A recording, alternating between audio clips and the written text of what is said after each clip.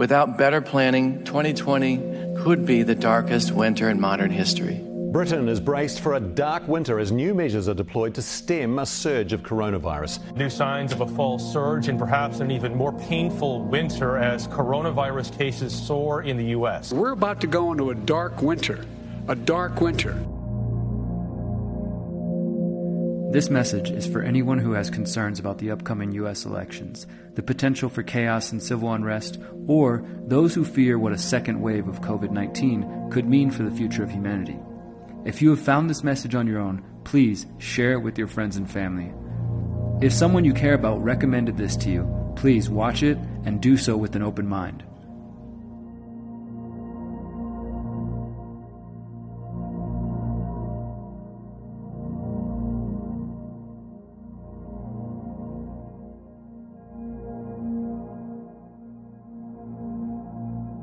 We are in the last few months of a tumultuous year, and it appears that there might be more unprecedented events on the way. As we near election 2020, it's important to step back and analyze the potential plans of the predator class. Specifically, it's important to understand a number of recent government simulations and exercises. First, let's look at the exercise known as Event 201. 1 year ago, on October 18, 2019, the Bill and Melinda Gates Foundation partnered with the Johns Hopkins Center for Health Security and the World Economic Forum on a high-level pandemic exercise known as Event 201. Event 201 simulated how the world would respond to a fictional coronavirus pandemic known as CAPS, which swept around the planet.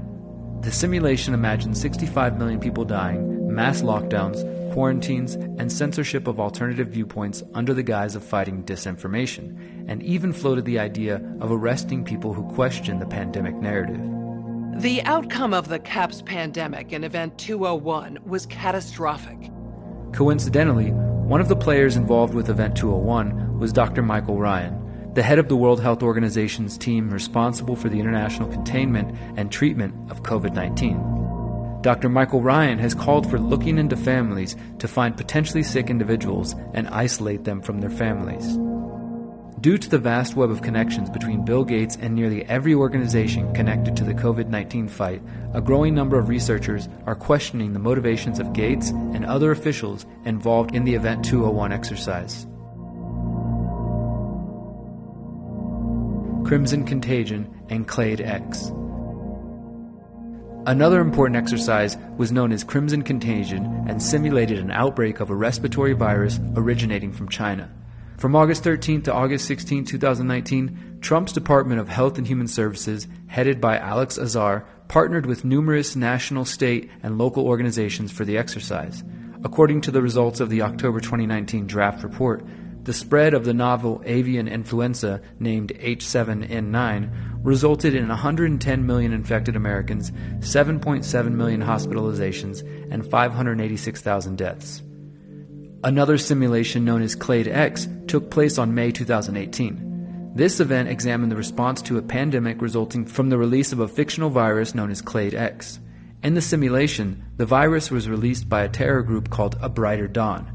As the outbreak spread through the United States, the participants asked what would be needed if the president issued a federal quarantine, noting that the authorities would need to, quote, determine the level of force authorized to maintain quarantine. The Clade X exercise also resulted in the federal government nationalizing the healthcare system. The leaders of these controversial pandemic simulations that took place before the coronavirus crisis have long-standing connections to the U.S. intelligence and U.S. Department of Defense. Even more troubling is that key players in the exercises, specifically Event 201 and Clade X, share a common history in another biowarfare simulation known as Dark Winter. The Darkest Winter. The Dark Winter exercise took place in June 2001, only months before the 9/11 attacks. This exercise took place at Andrews Air Force Base in Camp Springs, Maryland, and involved several congressmen, a former CIA director, a former FBI director, government insiders, and privileged members of the press. The exercise simulated the use of smallpox as a biological weapon against the American public. During the Dark Winter exercise, authorities attempted to stop the spread of dangerous misinformation and unverified cures, just like with the Event 201 simulation. Dark Winter further discusses the suppression and removal of civil liberties, such as the possibility of the president to invoke the Insurrection Act, which would allow the military to act as law enforcement upon request by a state governor, as well as the possibility of martial rule. The script says martial rule may, quote, include, but are not limited to, prohibition of free assembly, national travel ban, quarantine of certain areas, suspension of the writ of habeas corpus, and or military trials in the event that the court systems become dysfunctional. What is important to know is that Dark Winter was largely written and designed by Tara O'Toole and Thomas Inglesby of the Johns Hopkins Center, along with Randy Larson and Mark Demir of the Analytic Services Institute for Homeland Security. O'Toole, Inglesby, and Larson were directly involved in the response to the alleged anthrax attacks which took place in the days after September 11, 2001. These individuals personally briefed Vice President Cheney on Dark Winter. Coincidentally, Event 201 was co-hosted by the Johns Hopkins Center for Health Security, which is currently led by Dark Winter co-author Thomas Inglesby. Tara O'Toole was also a key player in the Clade X simulation. The name for the exercise comes from a statement made by Robert Kadlec, a veteran of the George W. Bush administration and a former lobbyist for military intelligence and intelligence contractors. In the script, Kadlec states that the lack of smallpox vaccines for the U.S. population means that it, quote, could be a very dark winter for America. Angie, it means it could be a very dark winter for America. Kadlec is now currently leading the HHS's COVID-19 response and was also involved in the Trump administration's 2019 Crimson Contagion exercises. Eerily, Kadlec's statements in the 2001 exercise were recently repeated nearly word for word by Richard Bright, former director of Biomedical Advanced Research and Development Authority. Bright was recently celebrated as a whistleblower who attempted to hold the Trump administration accountable during the COVID-19 battle. However, while speaking in front of Congress, Bright stated, "Without better planning, 2020 could be the darkest winter in modern history." Now, maybe Bright is simply a concerned scientist warning about the potential for more sick people, but his use of the phrase darkest winter is hard to ignore here. When hearing the statements from Kadlec and Bright, we ought to consider the corporate media's promotion of a potential second wave of COVID-19. Bill Gates and other influential pundits and health authorities have consistently warned about a second wave which was slated to arrive in the fall of 2020. As of mid-October 2020, reports are beginning to come in that cases are on the rise. This is what makes the statement from Richard Bright all the more concerning.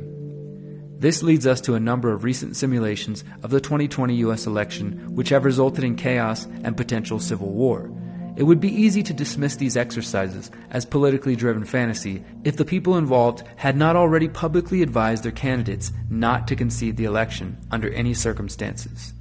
Most recently, media reports indicated the Transition Integrity Project held a number of exercises simulating what might happen in the event that Donald Trump loses the 2020 election but refuses to leave office.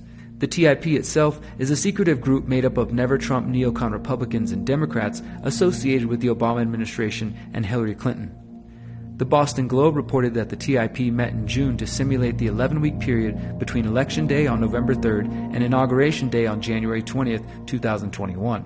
The exercises state that, quote, Trump and his Republican allies used every apparatus of government, the Postal Service, state lawmakers, the Justice Department, federal agents, and the military to hold on to power, and Democrats took to the courts and the streets to try to stop it. The TIP envisioned one scenario where Trump wins and Biden refuses to concede and instead asks for a recount and makes several demands, including to give statehood to Washington, D.C. and Puerto Rico and divide California into 5 states. In the exercises, Joe Biden is played by John Podesta, Hillary Clinton's 2016 campaign manager and the chief of staff to former President Bill Clinton.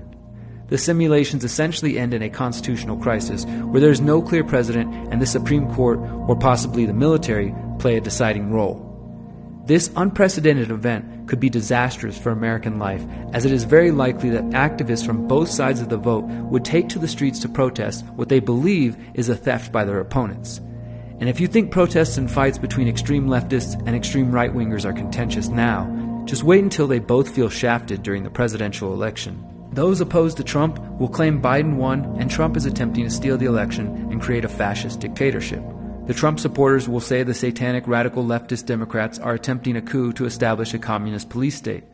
The results will be neighbor turning against neighbor, family members disowning one another, and some political activists may escalate their tactics from protest to violence. Other groups were similarly engaged in war games that predicted complete chaos in the United States on Election Day, as well as the imposition of martial law. This includes the Operation Blackout simulations conducted by the U.S.-Israeli company Cybereason. The company has considerable ties to the U.S. and Israeli intelligence community. Operation Blackout involved hackers taking control of city buses around the U.S., crashing into voters waiting in line at polling stations, hacked traffic lights causing accidents, and the release of deep fakes to manipulate the public. The simulation resulted in the cancellation of the 2020 election and the imposition of martial law. While Donald Trump continues to stoke the flames of division and uncertainty surrounding election 2020, the establishment is also preparing for the possibility of martial law in response to this chaos. Meanwhile, the public is being prepared for a second wave of COVID-19 infections, which could lead to the foreshadowed darkest winter. While I don't care to install fear, I do encourage everyone to heed these warnings and be prepared for potential unrest in the days and weeks following the election. Are you prepared? In conclusion, I believe we may have a narrow window of time to inform our friends and family and motivate them to prepare for what may be on the horizon. We can spend our time attempting to convince them of the lies of COVID-19. We can also try to educate them about the numerous exercises predicting chaos and civil unrest across the United States. As important as education is in this information war, now might be the time to focus our energy on helping our families be prepared for what may come. Rather than attempting to convince them to see what you see or believe what you believe, perhaps we can simply help keep them safe until they can clearly see the writing on the wall. Again, if you are hearing of these exercises and topics for the first time, please listen with an open mind. I also want to emphasize that I don't say these words in hopes of inspiring fear or stress. In fact, I hope that this analysis can paint a clear enough picture of the grim reality that we are facing so that we may act. It is only by honestly facing our circumstances that we can hope to influence and change the path of humanity. This is a historic time to be alive, and we have the opportunity to play a powerful role. It's time to shake off the shackles and expose those who seek to hold us back for their own sick purposes.